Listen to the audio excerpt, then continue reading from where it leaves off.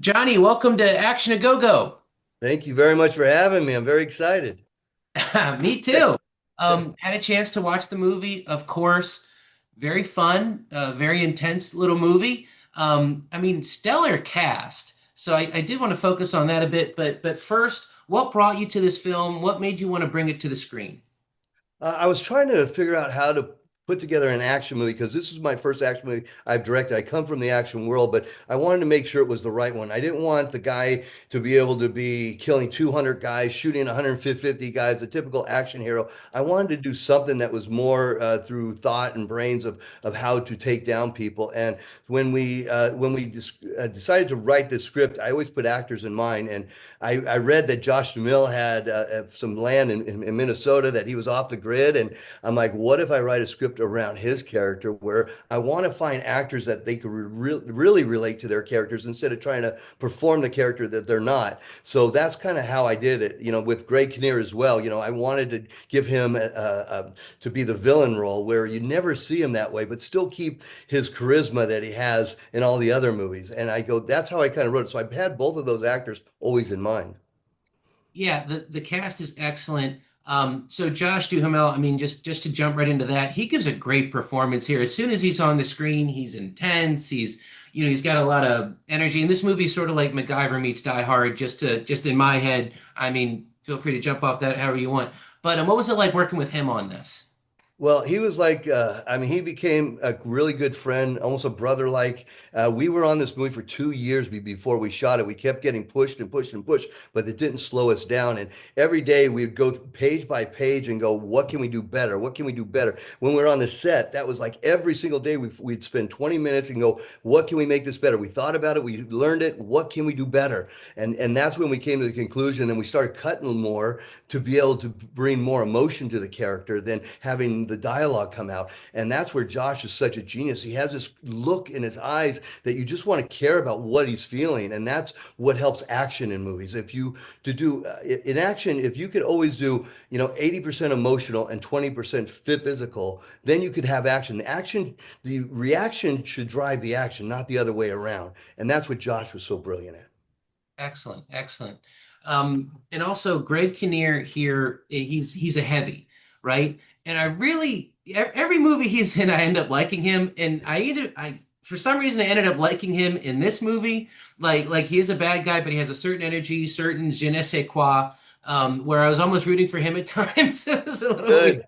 Good. But how did you work with him on his character, or what was his process like during this? Greg is a genius. He really, truly is. I mean, not what I expected. When we started to work on this, he was so precise in everything. He would read the script 100 times and then come back to me and going, I don't think we have an answer for this one little moment. No one would have caught it, but for him, it was so important to be able to have every answer for every audience that when they leave the theater, they never ever have a question of why. And that was what Greg brought to this. And his character was so dramatic that he brought it, but he wanted to keep the comedy edge, and he felt the balance between the comedy and the villain part was more important because it wasn't the typical villain that you'd ever expect.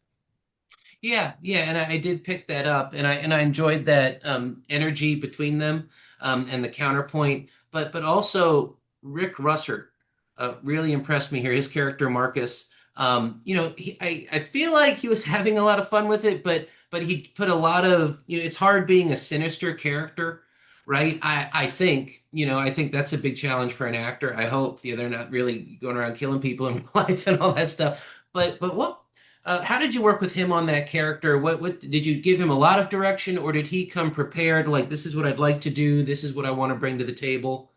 Yeah, well, I was sitting in my theater room and I watched 2 to 3 movies a day, and I did for a year to find that character. And I looked at every movie I saw. I Am Tanya, and I saw him play this villain role, and I've said, you know what? I got to reach out to this guy. I reached out through Facebook, Instagram. I just wanted to talk to the man, and finally he called me, and we started talking. And I said, I just want you to read this thing.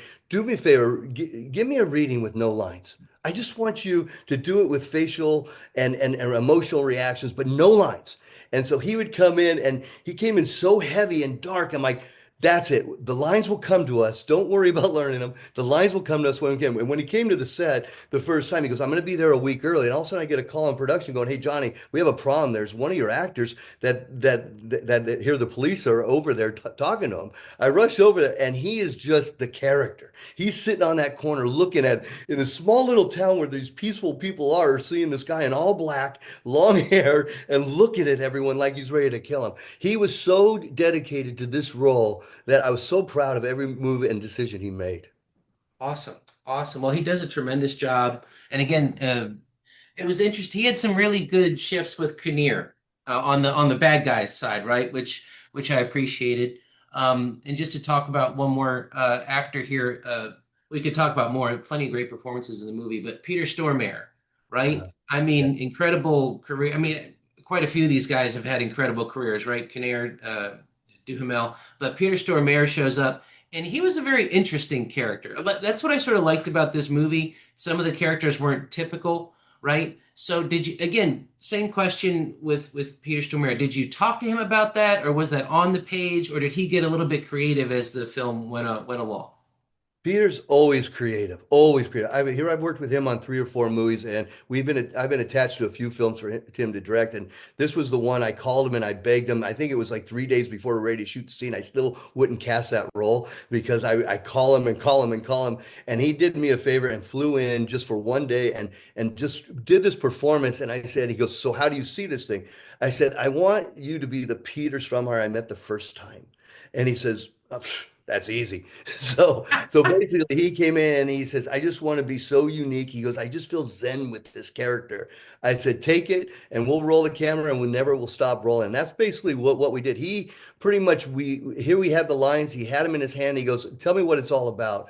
And I told him, he goes, I don't need the lines. Don't worry, me and Greg will work it out. And him and Greg improvised that whole scene together, and their balance together was genius. Wow, wow, that is very interesting. That is Yeah. very interesting because the movie's smart and I don't know, I've written some of my own material, right? And that's like half the challenge. I imagine it's the same thing for the director, you're the auteur of the film, right? Like keeping that balance and making sure the pieces fit later. But they were just able to get in there and knock it out. Yeah. I mean, usually on these kind of movies, I always try to shoot an hour and 15 minutes to a 2 hour movie. But I stretch certain scenes out. I don't just shoot to shoot. I shoot certain scenes. Like that scene with Peter was a lot longer, and then we just take the greatest hits. Like when did the movie with Al Pacino, we shot 10-minute takes because it wasn't about everything that was said. It's about the key moments that you got to put together. Sure. Well, let's talk about you as a director because I read through your background and you started as a stuntman. Is that Yeah. correct?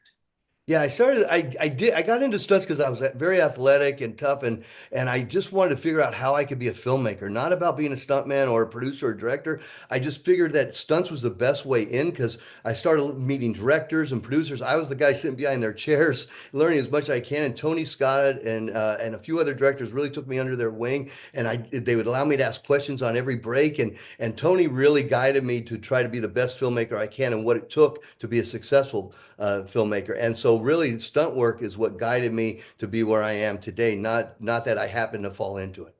Wow. Wow, that's fascinating. And what experiences informed your experience on this film, right? Was there anything that you took from that? I mean, obviously you're doing it, right? Maybe a silly question, but the movie's very action focused. Did that make you want being a stunt person and being in those types of films, did it make you want to become an action director or did it help inform how you were filming this film?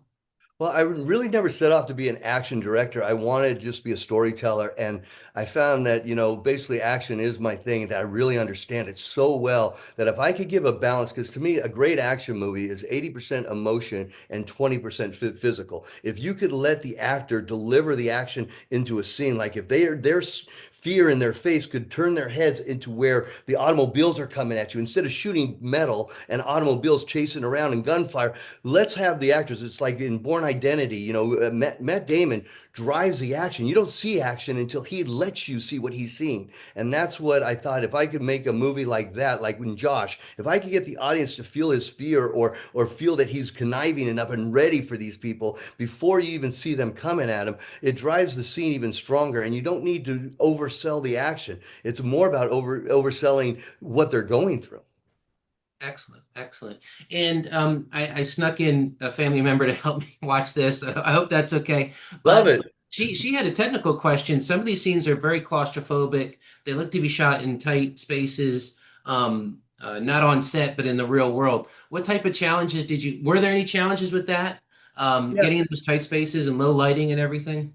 Yeah, it was. It was. I mean, again, it goes back to the emotion of the character. Sometimes you don't want to be claustrophobic, but you also don't want the scenery because when you shoot forestry, the forestry kind of sometimes takes over the scene, and you start looking for the beauty in the forestry, and it brings it out too much that you almost have to redirect back into the eyes. I always try to look for one eye in an actor, that one eye that tells you the story. You can't look at someone and look at two eyes at one time. So if I could shrink the film a little bit more and still bring in the balance of depth, I mean, I think that's where you really could tell a better story. So it was, I mean, like in the campfire scene, it was important for me to stay real. I hate when you see fake lights everywhere to light up a whole forestry, but I wanted to feel the fire. I wanted to feel the loneliness. And to me, this movie is about loneliness. It's not about trying to show you a great landscape, but you still have to show beauty too. So it's a balance that you have to keep. Got it. And here's again one more technical question. How long did you have to shoot the film? What was that like? It's very brutal. That's the reason why I didn't want to do action because action takes time and I knew that in the independent world we're not fortunate like studio movies where they get 100 days. We had 19 days to shoot this movie and it's so hard. So I was on my day off begging Josh, grabbing a camera. We were shooting on Saturdays and Sundays. We were shooting at night with two people and everything else just so I could make sure I had the right footage and as much footage as I possibly can. I mean, the chasing on the bike scene I only had 3 hours to shoot that. And believe me, that's where my stunt background came in. And I just went focused and we just shot the hell out of that scene and really went full bore. But I mean, I tried to squeeze the 19 days as far as I could. So really a lot of the lack of sleep for Josh and I and Greg. Yeah, that's one thing I've learned doing these interviews. I don't think a lot of people understand how compact the time frame has gotten over the years. But one last question, just what do you want people to take away from the film? What do you want the message to be, or what do you think the message is? I want the message to be that independent films are really looked at things that maybe they are cheap or maybe they just don't look big and all that. But the restrictions that we have, I just wish that the audience could sit back and realize that with the time constraints that we have, that we're doing everything that we can to deliver you the best that we possibly can. And if you could just understand and sit back and watch what we've done, and yeah, is there flaws? Maybe there will be flaws, but at the end of the day, I mean, to be pushed into not being able to be as creative as you possibly can and be cheated by that, we're really trying to do the best we can. And I hope that we delivered you an entertaining story. That's why when I edited this movie, we had the whole movie and I said, it's not right. And I was moving scenes around from the beginning to the middle. I put some at the very beginning and put it at the end where you could change a whole movie at the end. The whole key thing is make sure that there's not a moment that's not entertaining. Awesome, awesome. And of course, our time is up. Yeah. Johnny, Mr. Martin, thank you so much. It's an absolute pleasure. Again, very much enjoyed. I mean, this movie's worth it for the actors alone, but you did a tremendous job. Thank you so much for taking the time to sit down to talk with me. Derek, thank you so much. I really appreciate this. This is Derek Scarzella. If you've made it this far, thank you for watching or enduring. If you're feeling generous or even just mildly entertained, please like, subscribe, and comment to support the channel. I know you've got opinions. Don't even try to deny it. Drop them in the comments. Argue with me. Argue with each other. You are officially invited to engage in glorious internet combat. You can also find me on X, the artist formerly known as Twitter, Instagram, Threads, Instagram's awkward little brother, and the granddaddy of them all, Facebook. Oh, and while I've still got your attention, my novels The Vicious Game and Knuckle Crack Bone are up on Amazon. They're unapologetically gritty, punch-you-in-the-face crime stories with rave reviews. If you give them a shot, I'd be honored. Thank you again for watching. Rest well, hero. You're home.